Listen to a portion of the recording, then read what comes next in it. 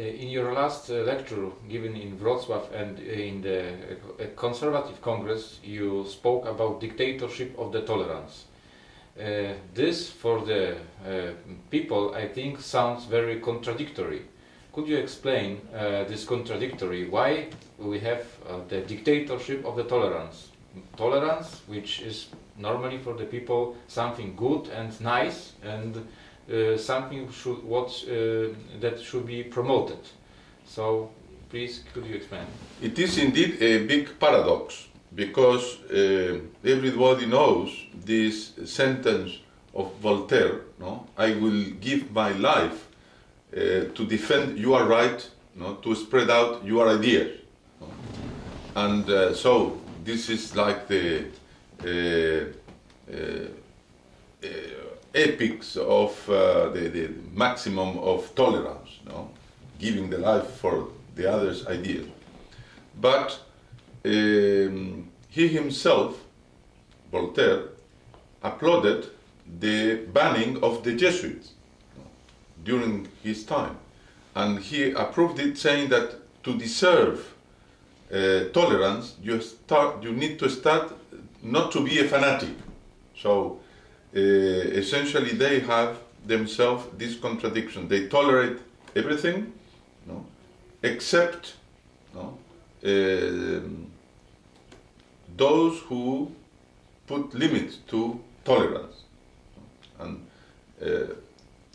what this contradiction that existed in this 18th century still exists today, because basically it is that when they ask for freedom, the freedom they ask is the freedom for the unruled passions to govern man. So the freedom to think, to act in whatever matter exists, and not the true freedom, which is to choose the means to achieve a goal which is good. And President Garcia Moreno described true freedom in a very expressive way, saying freedom to everyone to do everything except for evildoers to do evil. So when these liberals ask for freedom, it is not freedom for good, it's freedom for evil, for evildoers to do evil, which sometimes means curtailing the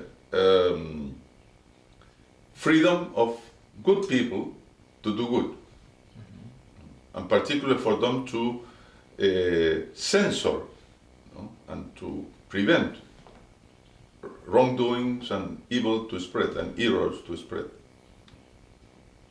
And what about us Catholics? Shall we be tolerant or not? That's a good question. Tolerance has been very misinterpreted, because tolerance for traditional Catholic magisterium is just permissio negativa malis, no? A negative authorization of evil. So it is an authorization of evil, but it is negative. It is something that you don't approve, that you accept only because of some circumstances. Basically, if you eradicate that error or you eradicate that evil, will provoke a greater evil, no? Or you will prevent a better good to happen. No?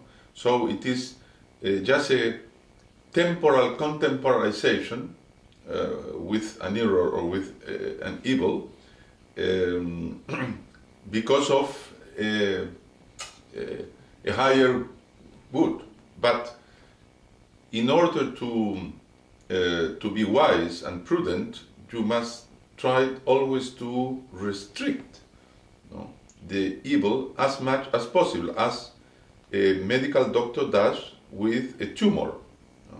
If the doctor cannot eradicate the tumor immediately because of the general condition of the patient, he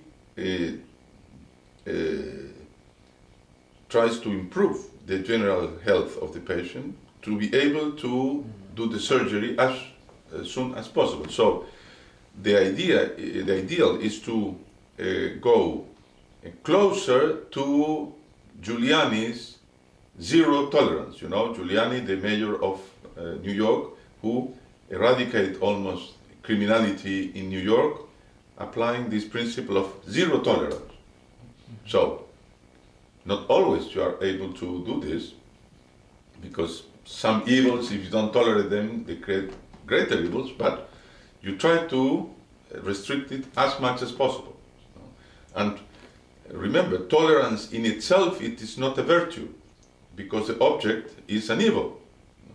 So when you tolerate an evil, you do it because of other virtues, either prudence or wisdom or charity, but in itself, tolerance is not a virtue. So you cannot be systematically tolerant. There are times where you have to be intolerant. Okay, so I think there is a situation now that there is no way out, that the Catholics must clash with this neo-pagan world which promotes this false idea of tolerance, because we Catholics never will tolerate the bad things in such a way like the liberals want us to do it. So probably we are in front of the persecutions even because of that. Indeed, you know, these philosophers of the Enlightenment, you know, who were the ones who stressed so much the rights of reason and freedom, they themselves said that, and Turgot, who was a minister of the King of France at one moment, said no religious dogma should be allowed if it clashes with the state interest. So basically they set a sort of dogma themselves, which is the state interest. And who will decide which is the state interest? The government. Today we would say not the state interest, we will say probably human rights. So actually there is report at the Council of Europe about religion and human rights, and says explicitly that no religion should be allowed to preach or to act against human rights. That means that human rights is considered the new dogma. Now the problem is the concept of human rights they have is wrong. No, it's a sort of evolving concept of human rights. So new rights appear. So the right to abortion. Feminists claim this right to have an abortion, to choose, or the rights of homosexuals to get married. So, inasmuch the Catholic doctrine opposes abortion and opposes homosexual marriage, it is unavoidable, this clash against the interests of the state or against human rights, misunderstood. So we have to prepare for the battle, because we cannot we cannot be accomplices of abortion or homosexual marriage. And you know, today there are currents trying to erode the right to conscientious objection of doctors and nurses and pharmacists regarding abortion. There are just few young doctors prepared to do abortion, so they want to force Catholic doctors to perform the abortions. And recently the Council of Europe discussed a report, it's called the McCafferty report, and this report asked for the government to regulate conscientious objection, and one of the regulations was if there was no doctor available to do an abortion, even an objector should be forced to do the abortion against his own conscience. No? So in England also there are some civil servants who refuse to register homosexual marriages because it is against their own conscience. The same problem happened in Argentina when the homosexual marriage was approved. Civil register declared, I will never register an homosexual marriage. And obviously they are sanctioned, because they are violating the law. So basically they have to practice civil disobedience in those cases. And when this persecution will come, what you should advise to the Catholic in this moment, how to behave and what should be our attitudes? The only one we have to do is to follow in the footsteps of our Lord Jesus Christ, who gave his life for the truth he brought to earth. He died because he declares himself God, which was the truth. He couldn't deny that. So, confronted with that, when he was asked, he replied, yes, I am a God.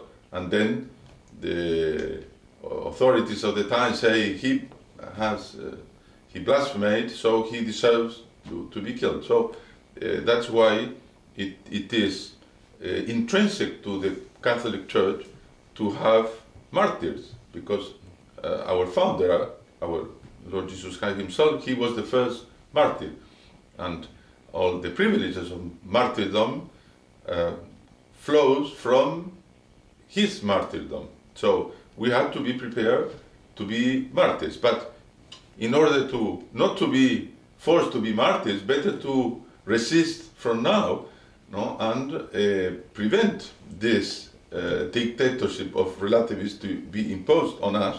And we have means to resist, because this dictatorship of relativism is imposed by a minority of people who are placed in high places, in the media, in the universities, in the political world, etc. But they are a minority. So the grassroots, the majority of the population fully disagrees with them. But they are like a giant who is sleeping. So we need to awake the giant, and the giant must say his word. And what you suggest to the, let's say, normal Catholic who will listen your words? What the common Catholic could do? The first thing is to deepen our faith, because we will be living hard times. So we need to make the roots of our faith go deeper, studying Catholic doctrine and knowing the reasons why this is good or this is evil, and why we should resist. So that is the very first thing. And secondly, then we have to get in touch with others who have the same ideas, because they try to impose on us through the media the idea that we are isolated, that we are the only fool, crazy people who think like that in the world. And that is not true. And that internet is helping very much to put people in contact with others. So participating in all these social networks, and then people realize that we are the silent majority. And if the silent majority gets organized, then the minority of dictators had to give way. Okay. So thank you very much. It was my pleasure.